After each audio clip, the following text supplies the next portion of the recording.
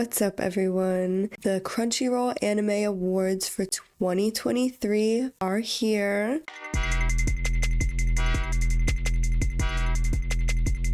Voting just ended, I think January 27th, and I'm excited to talk about it. So let's get right into it. The first category that I'm going to talk about is Best Continuing Series. The nominees are Attack on Titan, The Final Chapters, Demon Slayer, The Swordsmith Village Arc, Jujutsu Kaisen Season 2, One Piece, Spy Family Season 1 Part 2, and Vinland Saga Season 2. So let's talk about Attack on Titan for a minute. I can't believe that this series is over. I started watching this in 2014 when it still just had one season out. I remember that brutal wait for season 2. It took years for season 2 to come out. I was dying to find out what was going to happen to Annie, what was going on with the Titans. There were so many questions left at the end of season 1, and we had to wait a long time to find out anything. This story hit a major turning point in season 3, and the way that the story and the world expanded from there was insane. It was really bittersweet seeing this story come to an end, and a lot of fans were divided over the ending. I feel like this story couldn't have ended any other way. Eren's character development was so well done. Everything about the ending felt fitting to me, and I gave it a 9 out of 10. So moving on to Demon Slayer, The Swordsmith Village Arc. So I enjoy Demon Slayer, I really do. I just felt like this season, I wish they would have started around episode 4. Some of the moments that just feel filler are starting to feel brutal at this point of the story. Like I feel like we're past that point. But I still did really enjoy this season. You know, the fights are so really cool looking. Something that might jade my opinion on this a little bit is that I did completely read the manga. So it is harder watching the slower moments when I know exactly where it's going. I read the manga in 2019, so I do still enjoy watching it, and I forget a lot of what happens. Just the pacing sometimes is hard. If they would have just started this season around that episode 4 mark, I would have given it a 9 out of 10. But because of just how much it felt like I had to sit through the first couple episodes, I give it an 8 out of 10. On to Jujutsu Kaisen Season 2.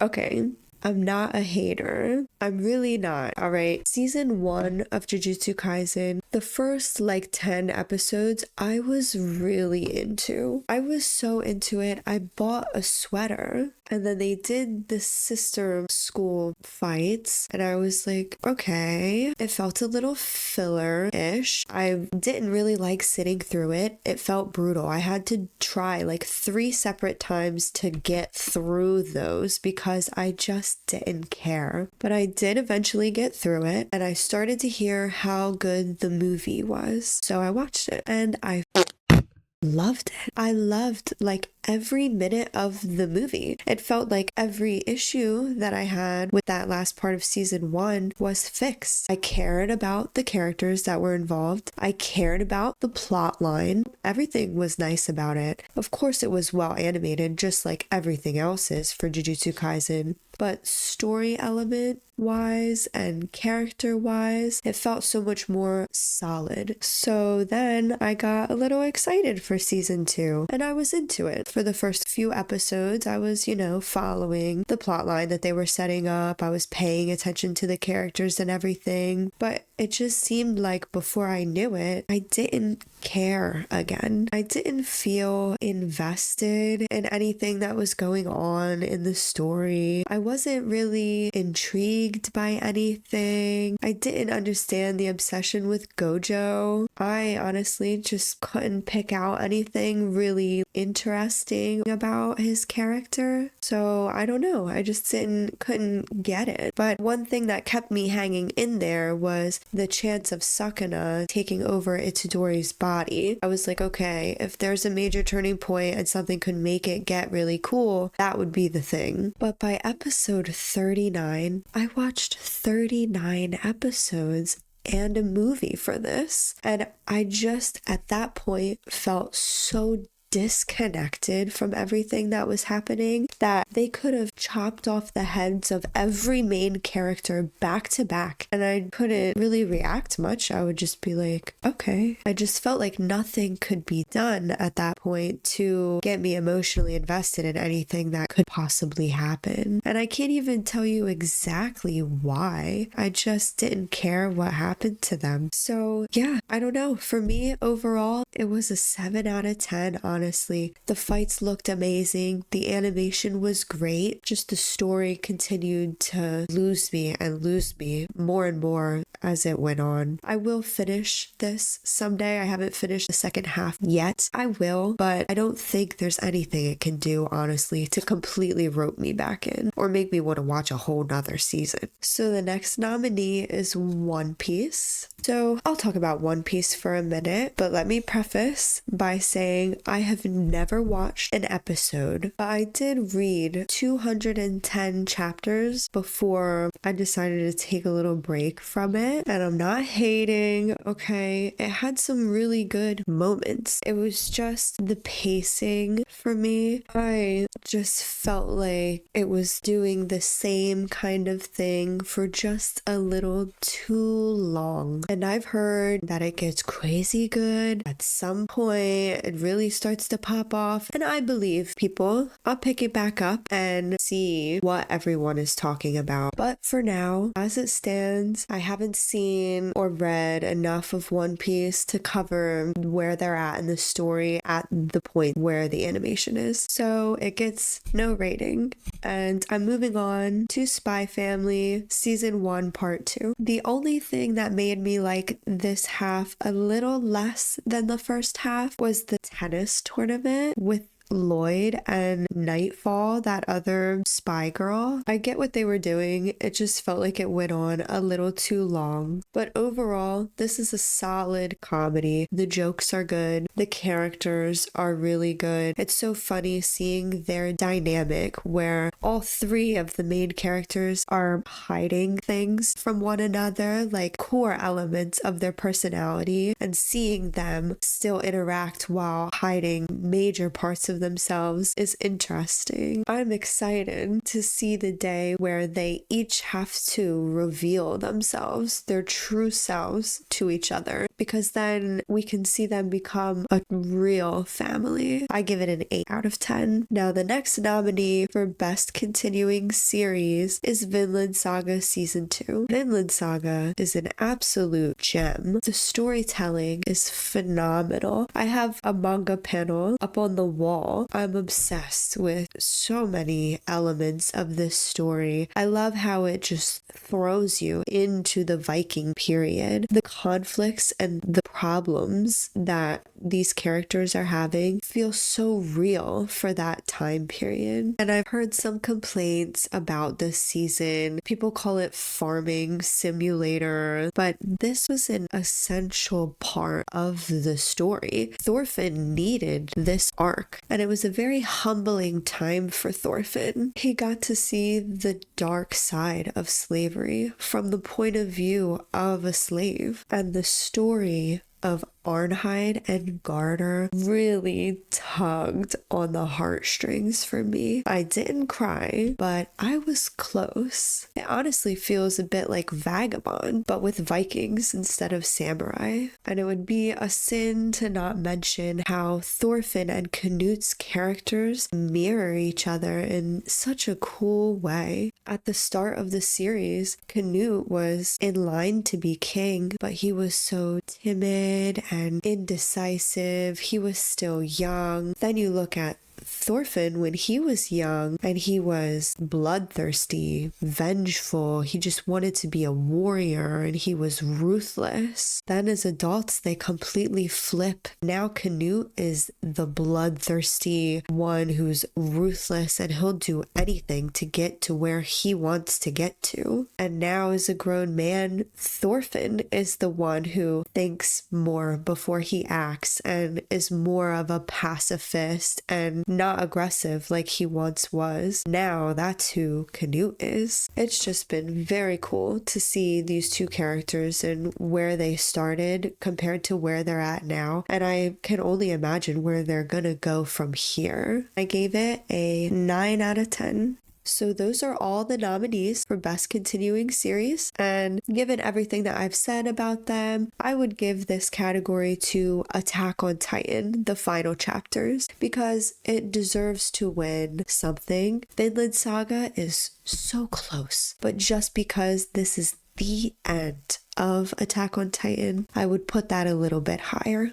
So let's move on to Best New Series. The nominees for Best New Series this year are Oshi, Bocchi the Rock, Chainsaw Man, Heavenly Delusion, Hell's Paradise, and Zom 100. Bucket List of the Dead. So let's start with Oshinoko. This one I'll probably say the least about because I didn't even finish the first episode, honestly. I liked how it started out, and I had heard that it was going to highlight the dark side of the idol industry. I was interested in that premise, but it honestly started to lose me relatively early when Ai's babies were the doctor reincarnated and his young cancer patient reincarnated. It felt misplaced. Like if the point was to highlight dark sides of society, that plot point just felt kind of random and stupid. Sorry. I didn't get why. And like none of the comedy that it attempted was landing for me at all. So I did not make it through that first episode. It was a longer first episode. It was an hour and 20 minutes. I got maybe 30 to 40 minutes in. But if you watched more than that and you thought that it was really good or it redeems itself at some point, let me know. I'll consider picking it back up if it actually gets really good at some point. So the next nominee is Bocchi the Rock. This show really embodies what it feels like to be socially awkward, but be able to connect and bond with people over a special interest. One of the scenes that stood out the most to me from this show was when their long-awaited first concert came up and we were watching that performance. There were literally like 6 people in the crowd. No one was hardly paying any attention. Some of them are looking down at their phone, and that's what it means to start something. These girls had already put hours into trying to form a band and create music, but this was just their starting point. That scene made me root for them in a whole other way because it felt so real. I genuinely want to see Bocchi's band make it, and I want to see her overcome her social awkwardness with her new friends at her side. I really liked this season, and I thought it was going to be one and done. I thought it was going to be just a single season show, and I'm glad it's not. I'm excited to see more of Bocchi the Rock, and I know that once we do get to see them be successful, that moment is gonna hit so hard. I gave this season an 8 out of 10. So the next nominee for Best New Series is Chainsaw Man. Let me just set the stage for how Chainsaw Man starts out.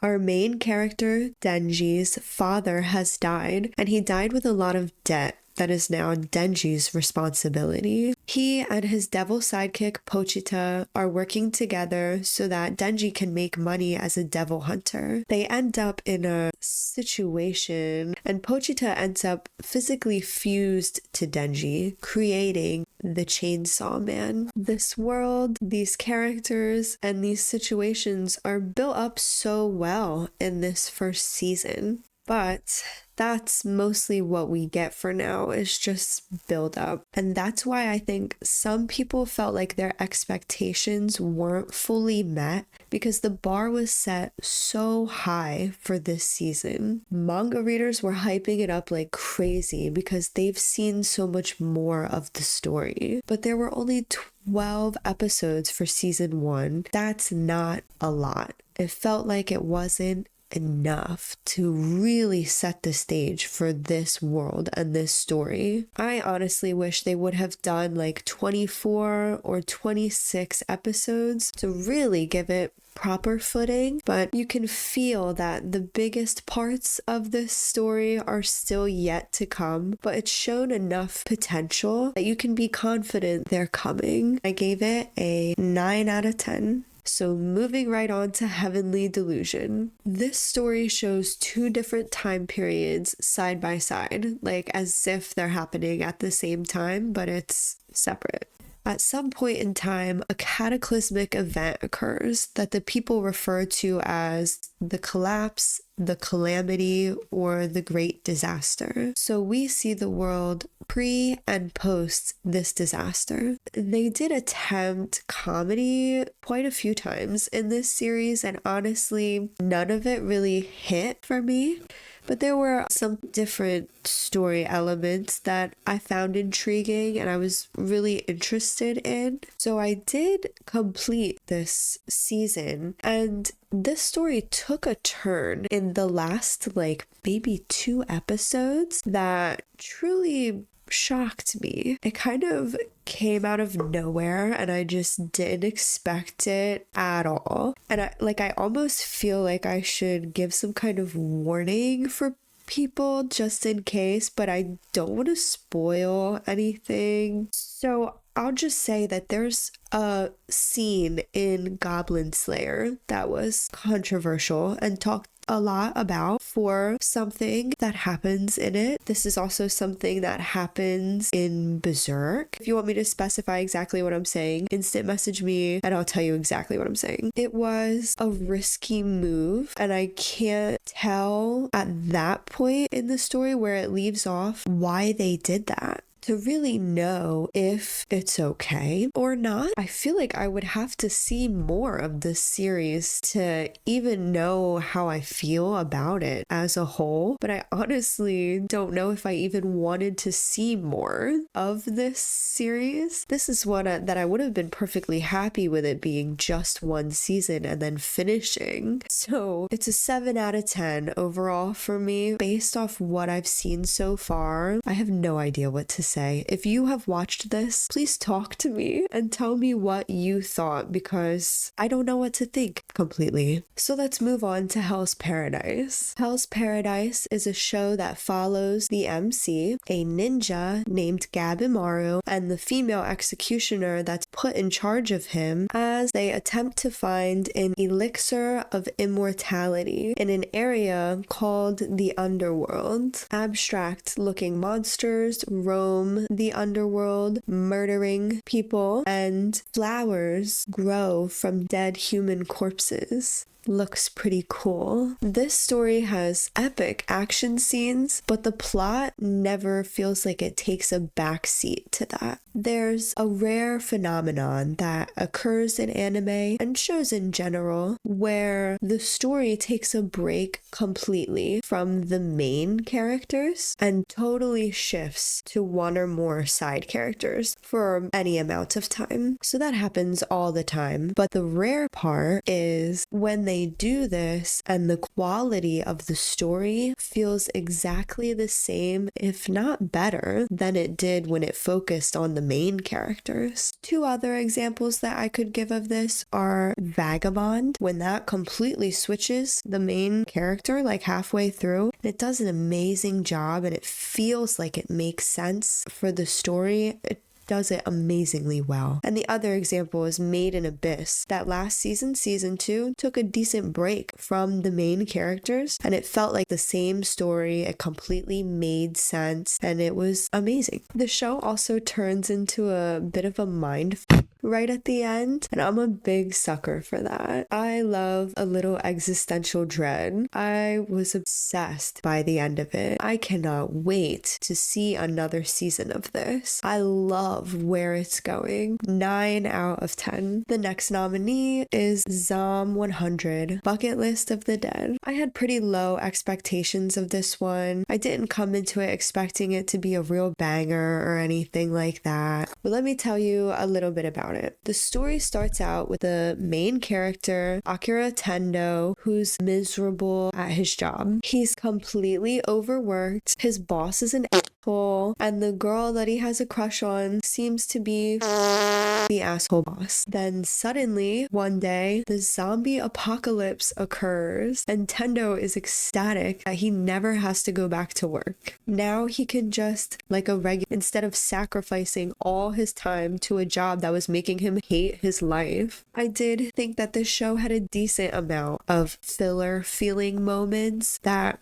could have easily been cut out, but the overall message of the show was refreshing. People were forced to step away from technology and form deeper connections with the people around them. One woman says, while thinking about the time she spent living in an old school village, that doing anything there takes time. You have to help one another. Because things aren't convenient, it helps people connect. I also love the old farmer telling Tendo to find his dream, the biggest one he can, and to never sell himself short because dreams keep a man solid. There was a hint of solid life advice and some cool takeaways from this anime. I loved the art style, but overall, in terms of like pacing and story and character development, this one honestly just can't compete against some of the other shows that it's up against this year. In my opinion, of course, I gave this one a 7 out of 10 overall. So with all that said, my pick for best new series is Hell's Paradise. I think that was the most well done and well-rounded new series of the year. So let's get into best film. I'm gonna be honest with you guys, I only watched one film this year, and it was the Kaguya movie. That movie's full title is Kaguya-sama, Love is War, The First Kiss That Never Ends. I thought it was amazing. It had a couple filler feeling moments, but no more than a couple. And those few filler feeling moments were completely overshadowed by the bigger feeling moments. I honestly didn't expect this kind of character depth and development from this series. It really feels like everything we watched so far was to get to this point. We've gradually gotten to know these two characters at such a steady and natural feeling pace. The comedy elements of the beginning really carried us through the more shallow parts of the series, where we were just seeing the facades that the two main characters were putting on to try to impress one another and try to get the other one to confess first. But now we're way more often seeing their true selves than the facades they were putting on in the beginning. It feels like a real relationship budding between two young people that have complicated relationships with literally everyone else in their lives, including their own parents. The plot has developed beautifully,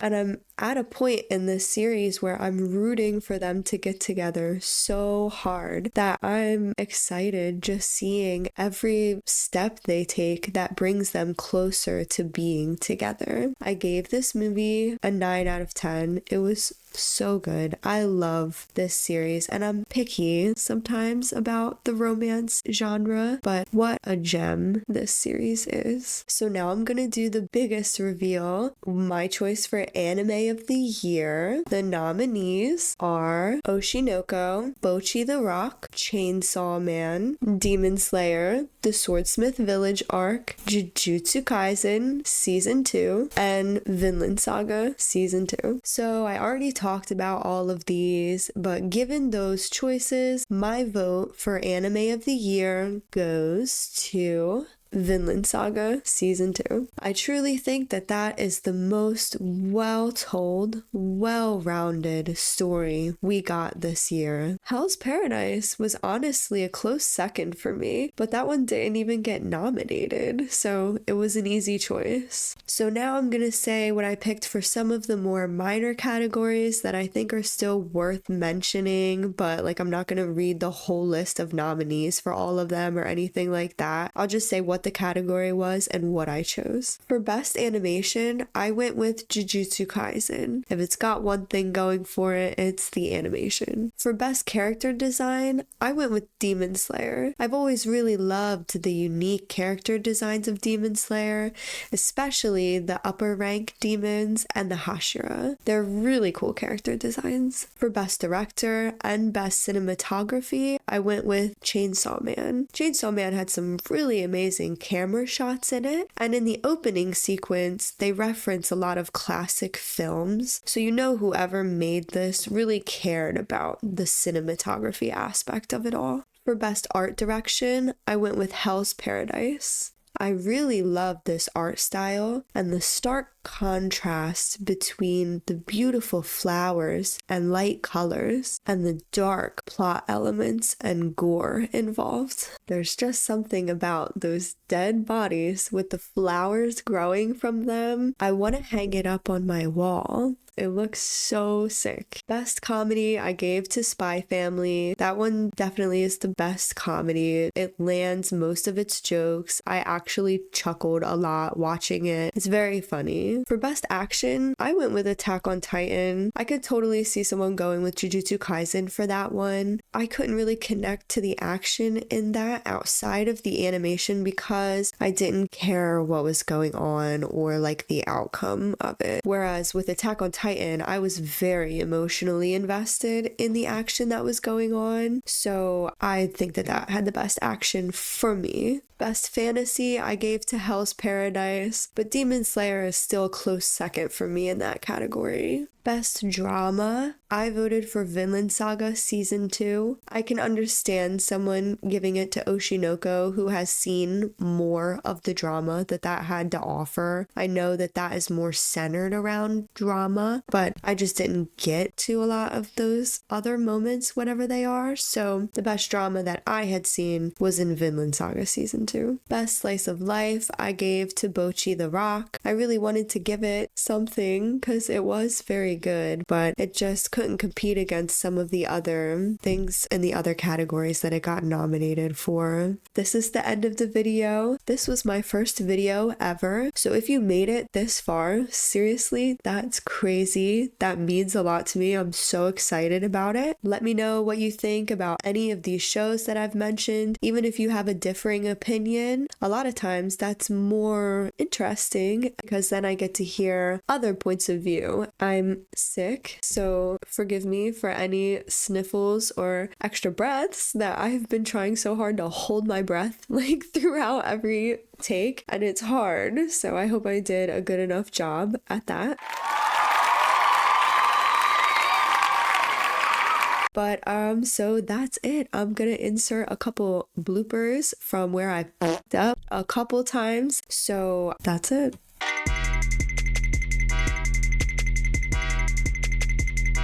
Bocchi the Rock. The Anime Awards. No. And Vinland Saga Season 2.